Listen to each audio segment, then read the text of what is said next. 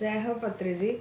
మరి ఆ విశుద్ధ చక్రం మన సరిగ్గా పెట్టుకుంటేనే మనము ఆ స్వరపేటిక కానీ ఆ స్వర నాళాలు కానీ గొంతు దగ్గర ఉన్నాయో ఆ హార్మోన్స్ సరిగ్గా బ్యాలెన్స్ లేకపోతే మనం ఎంత ఆ రోగగ్రస్తమవుతామో మనకు తెలియకుండానే లోపలే ఉండిపోతుంది. మరి దాన్ని మనం క్లియర్ చేసుకోవాలంటే ధ్యానం ద్వారా చేసుకోవచ్చు.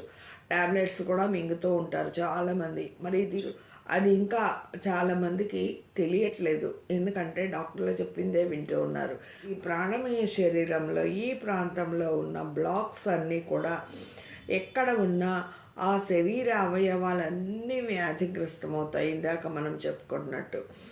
మరి ఈ చక్రం అసత్యాలు మాట్లాడటం వల్ల, అసత్యాలు ప్రమోట్ చేయటం వల్ల బ్లాక్ అవుతుంది అని చెప్తున్నారు. బ్లాక్స్ చేయబడతాయి అని చెప్తారు. మనకు తెలియకుండా, తెలుసో తెలియకో చాలా ఒకదాని మీద ఒకటి ఒక అబద్ధం చెప్పడం వల్ల దాన్ని కప్పిపుచ్చుకోవడానికి ఇంకా ఇంకా ఇంకా చెప్తూ ఉంటాం.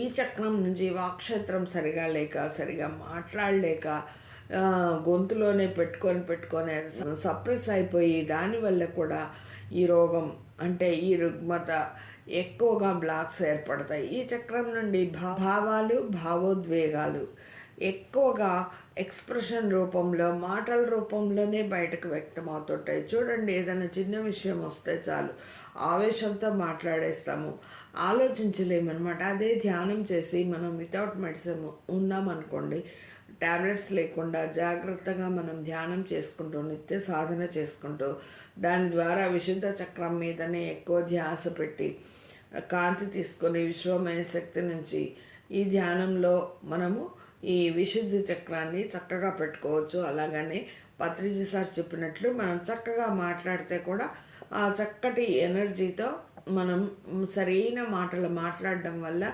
అందులో ఏదైతే ఉందో హార్మోన్ బ్యాలెన్స్ ఎక్కువ అవుతుంది, తక్కువ అవుతుంది. అందుకే మనము 3 నెలలకు ఒకసారి టెస్ట్ చేసుకోవాలంటారు. చేసుకున్న కాడి నుంచి మనం డాక్టర్ దగ్గరికి పరిగెత్తుతూనే ఉంటాం.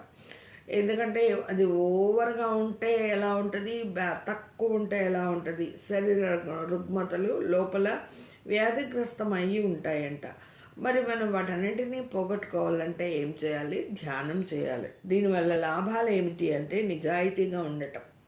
మరి మన అంతర్గత భావాలను స్పష్టంగా వ్యక్తపరచడానికి మన లోపల ఉన్న ఏవైతే భావాలు ఉన్నాయో వాటిని స్పష్టంగా మనము వెలిపుచ్చడానికి